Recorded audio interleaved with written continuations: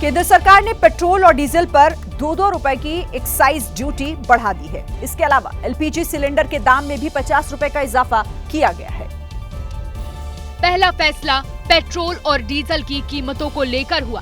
सरकार की तरफ से बताया गया कि पेट्रोल और डीजल पर भले ही 2-2 रुपए की एक्साइज ड्यूटी बढ़ाई गई है, लेकिन इसका असर आम उपभोक्ताओं पर नहीं पड़ेगा। इसका गणित भी समझिए। अप्रैल 2024 में क्रूड ऑयल इंडियन बास्केट की कीमत 89.44 डॉलर प्रति बैरल थी और दिल्ली में 1 लीटर पेट्रोल 94 रुपए 72 पैसे का मिलता है, जबकि अप्रैल 2025 में क्रूड ऑयल इंडियन बास्केट की कीमत घटकर 74.31 डॉलर प्रति बैरल हो गई और दिल्ली में 1 लीटर पेट्रोल की कीमत 94 रुपए 77 पैसे तक हुई। यानी पिछले 1 साल में क्रूड ऑयल इंडियन बास्केट की कीमत में 16.9% की कमी आई और उपभोक्ताओं के लिए पेट्रोल की कीमत में 5 पैसे प्रति लीटर का इजाफा भी हो गया। कुल मिलाकर ये कि कंपनी का मार्जिन तो बढ़ा, लेकिन उपभोक्ताओं को इसका फायदा नहीं मिला। अब सरकार ने जो एक्साइज ड्यूटी बढ़ाई है, उसका असर तेल कंपनियों पर ही पड़ेगा। हालांकि अभी भी तेल कंपनियां ही फायदे में रहेंगी। Let me clarify upfront on the record. We've already issued a clarification of the ministry. This will not be passed on to the consumer. उधर एलपीजी सिलेंडर में जो 50 रुपए बढ़ाए गए हैं, उसका असर सीधे सीधे आम लोगों पर पड़ेगा, फिर चाहे वो उज्ज्वला योजना का लाभ लेने वाले लोग हो या फिर कोई और। 8 अप्रैल से उज्ज्वला योजना के सिलेंडर 500 रुपए की जगह 550 रुपए और दिल्ली में सामान्य घरेलू सिलेंडर 803 से बढ़कर 853 रुपए हो जाएंगे। सरकार ने कहा कि ये फैसला स्थायी नहीं है। 2 से 3 हफ्ते बाद इसकी एक बार फिर से समीक्षा की जाएगी। टैरिफ पॉलिसी के जरिए दूसरे देशों में उथल-पुथल मचाने वाले ट्रंप ने अपने ही देश को मुसीबत में डाल दिया है। भारतीय समय के मुताबिक शाम 7 बजे अमेरिका का शेयर मार्केट खुला और वहां भी भारी गिरावट देखी गई। इसी गिरावट के साथ अमेरिका में उस दौर की शुरुआत हो गई जो पहले कभी नहीं हुआ, क्योंकि इससे पहले गुरुवार और शुक्रवार को भी अमेरिकी बाजार में निवेश करने वालों को भारी नुकसान हुआ था। आज जब बाजार खुला तो नैस्डैक 4% से ज्यादा, S&P 500 करीब 4% और डाउ जोन में 3% से ज्यादा की गिरावट दर्ज हुई। आंकड़े बताते हैं कि लगातार 3 कारोबारी दिन में अमेरिका का डाउ जोन्स 2000 अंक से ज्यादा टूट चुका है। यानी अमेरिका के शेयर बाजार में भी ठीक उसी तरह के डर का माहौल है जैसा एशिया और यूरोप के बाकी देशों में बना हुआ है। ट्रंप भी जानते हैं कि टैरिफ वाले फैसले का उनके ही देश पर कैसा असर हो रहा है, लेकिन फिर भी वो अपने कदम पीछे खींचने को तैयार नहीं है। उल्टा उन्होंने अपने फैसले को सही बताया। उन्होंने कहा है कि कभी कभी बीमारी को ठीक करने के लिए कड़वी दवा लेनी पड़ती है। ट्रंप ने यह भी कहा कि टैरिफ लागू रहेंगे, इससे अमेरिका हर हफ्ते अरबों डॉलर कमा रहा है। शेयर मार्केट में हुई भारी गिरावट ने मंदी के साथ साथ महंगाई का भी सायरन बजा दिया है। लोगों को डर है कि बाजार अगर इसी तरह गिरता रहा तो खाने पीने के साथ साथ तमाम तरह की जो चीजें हैं वो महंगी हो सकती हैं। उधर कंपनीज को इस बात का डर है कि अगर उनकी कमाई कम हुई तो क्या होगा, क्योंकि ऐसा एक दिन नहीं हुआ बल्कि पिछले कुछ दिनों से शेयर मार्केट लगातार गिर रहा है। शुक्रवार को जब शेयर मार्केट बंद हुआ था तब भी बड़ी गिरावट देखी गई थी। शेयर बाजार में लगातार हो रही गिरावट का अंदाजा आप इस बात से लगा सकते हैं कि जो सेंसेक्स सितंबर 2024 में 86,000 अंकों तक पहुंच गया था, वो आज 73,000 के करीब पहुंच गया है। यानी 8 महीने में सेंसेक्स करीब 13,000 अंक टूट चुका है। ट्रंप की टैरिफ की जिद ने ग्लोबल ट्रेड में अनिश्चितता और ये डर का माहौल बना दिया है। उधर डॉलर के मुकाबले रुपए में दर्ज हो रही लगातार गिरावट भी महंगाई बढ़ने का इशारा कर रही है। शेयर बाजार में हुई भारी गिरावट के बाद विरोधियों ने एक बार फिर मोदी सरकार की नीति पर सवाल उठाने शुरू कर दिए। राहुल गांधी ने मार्केट गिरने के पीछे ट्रंप को जिम्मेदार बताया है। राहुल गांधी बिहार के दौरे पर थे और पटना की संविधान सुरक्षा सम्मेलन से ही शेयर बाजार का मुद्दा उछाल दिया। आपने देखा होगा अमेरिका के राष्ट्रपति ने स्टॉक मार्केट की धज्जियां उड़ा दी हैं, देखा होगा, देखा ना। इधर अखिलेश यादव भी मोदी सरकार पर बरसे और अमेरिका की तरफ से लगाए जा रहे टैरिफ को लेकर सवाल उठाए। इकोनॉमी बचाने का काम होना चाहिए। जो इकोनॉमी गिर रही है और अब संभलने वाली नहीं है, इसलिए नहीं संभलेगी कि जो अमेरिका जैसा देश आप पे इस तरह की पाबंदियां लगा रहा है। विरोधी पार्टियां सरकार से सवाल पूछ रही हैं कि अमेरिका को जवाब क्यों नहीं दिया जा रहा है। ट्रेड वॉर चल रहा है, 26% टैरिफ लगाया है। यहाँ का उद्योग, यहाँ का शेयर बाजार, यहाँ का रुपया, मैंने कहा यहाँ का जो रुपया है गिरा नहीं, अब गिरकर मर चुका है। ये ट्विटर प्राइम मिनिस्टर है। उनका एक अलग देश है सोशल मीडिया। अभी आने वाले दिनों में जो अमेरिका का हमला हुआ है ट्रेड का, जो टैरिफ का, वो बहुत खतरनाक है। शेयर बाजार में गिरावट पर कांग्रेस सीधे सीधे पीएम मोदी और अमित शाह को घेर रही है और पूछ रही है कि जो लोग स्टॉक खरीदने की टिप्स देते हैं वो इस भूचाल पर खामोश क्यों हैं? देखते ही देखते 5 मिनट में 19 लाख करोड़ स्वाहा हो गए। छोटे निवेशक बेचारे खड़े अपनी ये बर्बादी देख रहे हैं, लेकिन लोगों को लपक लपक के स्टॉक खरीदने की टिप्स देने वाले मोदी और शाह आज खामोश क्यों हैं? ये सिला दिया आपकी सो कॉल्ड दोस्ती का ट्रंप ने टैरिफ ठोककर। कांग्रेस का कहना है कि अभी तो सिर्फ शेयर बाजार ही धड़ाम हुआ है, अभी तो इकोनॉमी और रोजगार को लेकर भी तबाही मचने वाली है। शेयर बाजार में आए तूफान से कई देश हिल गए, लेकिन पाकिस्तान ये झटका झेल ही नहीं पाया और वहां ट्रेडिंग रोकनी पड़ गई। पाकिस्तान का यह हाल तब हुआ जब वहां के शेयर बाजार में 4% से कम की गिरावट दर्ज हुई है। सुबह जैसे ही पाकिस्तान का शेयर बाजार खुला तो 6000 अंकों की गिरावट देखी गई, जिसके चलते कारोबार को 1 घंटे के लिए रोक दिया गया। हालांकि 1 घंटे के बाद जब कारोबार दोबारा शुरू हुआ तो फिर से गिरावट होने लगी और ये गिरावट 6000 अंकों से बढ़कर 8000 अंकों तक पहुंच गई। जब टैरिफ की खबर आई तो उसके बाद पूरी मार्केट को उसने अपनी लपेट में ले लिया और मार्केट एक वक्त में 8000 पॉइंट से ज्यादा नीचे आ गई, हॉल्ट करना पड़ गया बाजार।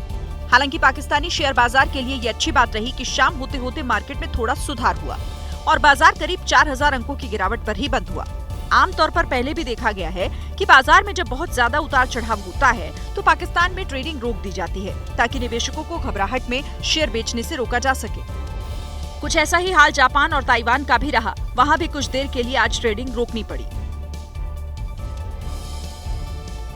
ट्रंप की टैरिफ पॉलिसी से दुनिया भर के शेयर मार्केट में हाहाकार मचा हुआ है। दुनिया के कई ऐसे देश हैं जहां पर हालात काफी गंभीर बन चुके हैं।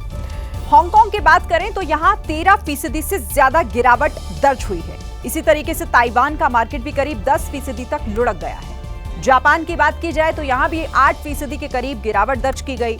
सिंगापुर में 7% से ज्यादा का नुकसान हुआ है, तो चीन के शेयर बाजार को भी 7% की चोट लगी। मलेशिया का बाजार 4.2% गिर गया। ऑस्ट्रेलिया में 6.3% की गिरावट देखी गई है, तो इसका असर पूरी दुनिया भर पर हुआ है, कई देशों पर हुआ है। अब बात कर लेते हैं आगे बढ़ते हुए अगली खबर की। देखिए, बिहार में खोई सियासी जमीन पाने के लिए राहुल गांधी आज बिहार में थे, जहां उन्होंने 3 कार्यक्रमों में हिस्सा लिया।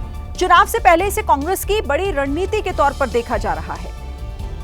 सबसे पहले राहुल बिहार के बेगूसराय में कन्हैया कुमार की पलायन रोको नौकरी दो पदयात्रा में शामिल हुए। फूलों की बारिश के बीच इस यात्रा में कांग्रेस के हजारों कार्यकर्ता शामिल हुए। राहुल गांधी का कहना है कि हम बिहार में इस बार एक नई सरकार देंगे, महागठबंधन सरकार आएगी। बेगूसराय यात्रा राहुल के तय दौरे में शामिल नहीं थी, लेकिन कन्हैया की अपील पर वो रैली में शामिल हुए। पदयात्रा के लिए राहुल गांधी ने कार्यकर्ताओं से सफेद टी-शर्ट में शामिल होने के लिए कहा था। आप सब आइए, व्हाइट टी-शर्ट पहन के आइए। जिसके बाद बेगूसराय की सड़कें कांग्रेस के झंडे और सफेद रंग में रंगी नजर आई। राहुल को अपने बीच पाकर कार्यकर्ता भी खासे उत्साहित थे। काफी मजबूती मिलने जा रही है कांग्रेस को। राहुल जी के आने के साथ तो ऊर्जामय हो चुका है पूरा बिहार। बिहारी लोग अब कहीं बाहर नौकरी करने नहीं जाएंगे। बिहार के युवा अब बिहार में ही नौकरी करेंगे और पलायन नहीं करेंगे। बेगूसराय के बाद राहुल गांधी पटना में संविधान सुरक्षा पर आयोजित कार्यक्रम में शामिल हुए। उसके बाद कांग्रेस मुख्यालय सदाकत आश्रम में पार्टी नेताओं के साथ उन्होंने बैठक की। चुनावी साल में राहुल गांधी का ये तीसरा बिहार दौरा है। बेगूसराय में राहुल की पदयात्रा पर अब सियासत भी शुरू हो गई है। जेडीयू और बीजेपी ने राहुल की सफेद टी-शर्ट में पदयात्रा वाली अपील से लेकर उनके दौरे तक पर तंज कसा है। बेगूसराय में राहुल गांधी की 24 मिनट तक चली पदयात्रा पर जेडीयू हमलावर है। कहा, रोजगार और पलायन के नाम पर कांग्रेस सिर्फ गुमराह कर रही है और सिर्फ 24 मिनट में नौजवानों का उबलता दर्द खत्म हो गया। राहुल जी 2 किलोमीटर साथ चले और पदयात्रा समाप्त हो गई। अब कब तक लोगों को गुमराह करती रहे? चुनाव यहाँ है तो कहा नहीं आएंगे। उन लोग तो अपना पिकनिक मनाने आते हैं। राहुल के दौरे पर सवाल उठे तो कांग्रेस की बजाय आरजेडी ने जवाब दिया। कांग्रेस पार्टी कार्यक्रम कर रही है तो अच्छी बात है, करनी चाहिए। 20 वर्षों से शासन है भाजपा और जदयू का। आंकड़े उठा करके देखिए कि 3 लाख श्रमिक बाहर काम करते हैं बिहार। वहीं गिरिराज सिंह ने राहुल की सफेद टी-शर्ट वाली अपील को नफरत से जोड़ दिया। उनको भगवा रंग से नफरत है, इसीलिए वो सफेद रंग चुने हैं। जैसे जैसे बिहार में चुनाव करीब आ रहा है, बयानबाजियों की धार तेज हो रही है। पटना में राहुल गांधी ने संविधान सुरक्षा कार्यक्रम के दौरान पीएम से लेकर बीजेपी तक पर जोरदार हमला किया।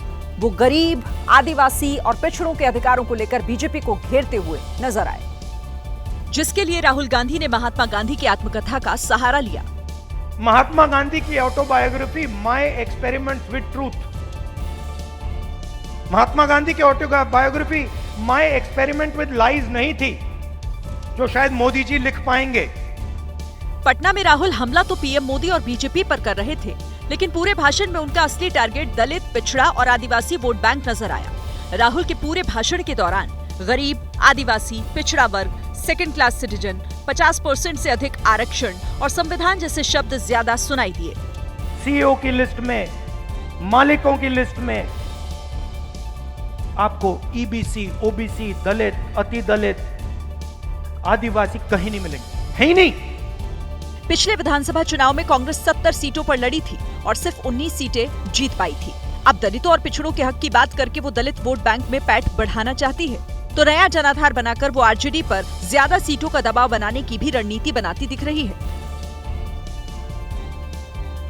चुनावी साल में राहुल गांधी तीसरी बार बिहार के दौरे पर पहुंचे। जाहिर है कांग्रेस बिहार में कमजोर हुई सियासी फसल को हरा भरा करना चाहती है। बिहार में राहुल गांधी को भेजकर कांग्रेस कार्यकर्ताओं में उत्साह जगाना चाहती है। वो चाहती है कि बिहार में कांग्रेस संगठन और मजबूत हो। इसके साथ ही आरजेडी पर बढ़ते जनाधार का दबाव बनाया जा सके, ताकि टिकट बंटवारे में मजबूत दावेदारी पेश की जा सके। इसके अलावा तेजस्वी के सामने कन्हैया को खड़ा करने का कांग्रेस युवा नेता के तौर पर अपना विकल्प भी दिखाने का प्रयास कर रही है। तो ये तमाम बातें हैं जिसको लेकर कांग्रेस इस वक्त जो है वो फोकस नजर आ रही है। आगे बढ़ते हैं। देखिए, आज जम्मू कश्मीर विधानसभा में वक्फ कानून के खिलाफ जमकर हंगामा हुआ। नेशनल कॉन्फ्रेंस के विधायकों ने बिल की कॉपी फाड़ दी, जिसके बाद हाथापाई की नौबत आ गई। नेशनल कॉन्फ्रेंस वक्फ कानून पर चर्चा के लिए विधानसभा में स्थगन प्रस्ताव लाई थी, लेकिन जब स्पीकर ने अनुमति नहीं दी तो विधानसभा में हंगामा शुरू हो गया। जैसे ही स्पीकर ने कहा कि मामला न्यायालय के अधीन है, इस पर चर्चा नहीं हो सकती, नेशनल कॉन्फ्रेंस के विधायक गुस्से में आ गए और वेल में जाकर वक्फ अधिनियम के खिलाफ नारेबाजी करने लगे।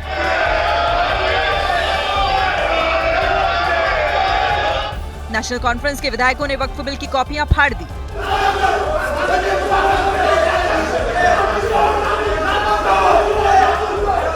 इस दौरान कांग्रेस विधायक इरफान हफीज लोन और बीजेपी विधायक विक्रम रंधावा के बीच हाथापाई की नौबत आ गई। लाल चौक में एक बिल्डिंग देखें, 5 करोड़ की बिल्डिंग है, 10,000 रुपया में इन्होंने देके रखी हुई है।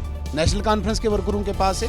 मुफ्ती परिवार, अब्दुल्ला परिवार, इनके एमएलएज, उनके रिश्तेदार, उनके लिए वो भूमि है। हम कोर्ट में भी इसको परसू करेंगे, ऐसी बात नहीं है। इनका अपना सिस्टम है, मजहबी चीजें मैं नहीं इन्वॉल्व हो रहा। अब ये मैं कहूँगा, जब हंगामा नहीं थमा तो विधानसभा की कार्यवाही कल तक के लिए स्थगित कर दी गई। वक्फ कानून बन गया, लेकिन उस पर घमासान अब भी जारी है। वक्फ बिल के विरोध में एक तरफ सुप्रीम कोर्ट में अब तक 11 याचिकाएं दाखिल हो चुकी हैं, तो दूसरी तरफ बीजेपी से जुड़े एक नेता का घर भी फूंका जा चुका है। ये वक्फ कानून के विरोध की आग है, जिसमें मणिपुर के थौबल जिले में बीजेपी के अल्पसंख्यक मोर्चा के अध्यक्ष असगर अली का घर धधक रहा है। उनका गुनाह सिर्फ इतना था कि उन्होंने वक्फ कानून का स्वागत किया था।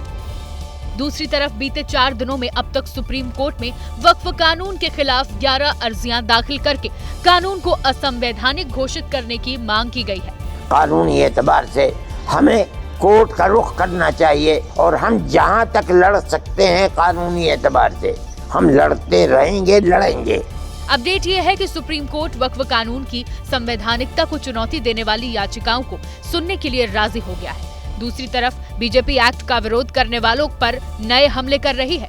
ये उनका अधिकार है कि वह न्यायालय गए, तो यह प्रक्रिया विचित्र थी कि बिल के समय ही कुछ लोग न्यायालय पहुंच गए। यानी साफ दिखाई पड़ रहा है कि इनके मध्य एक राजनीतिक प्रतिस्पर्धा का शुरू। नए कानून को लागू करने के लिए सरकार जल्द ही नोटिफिकेशन जारी करेगी, तो दूसरी तरफ एक्ट के विरोध में 11 अप्रैल से AIMPLB पूरे देश में विरोध प्रदर्शन की तैयारी में है।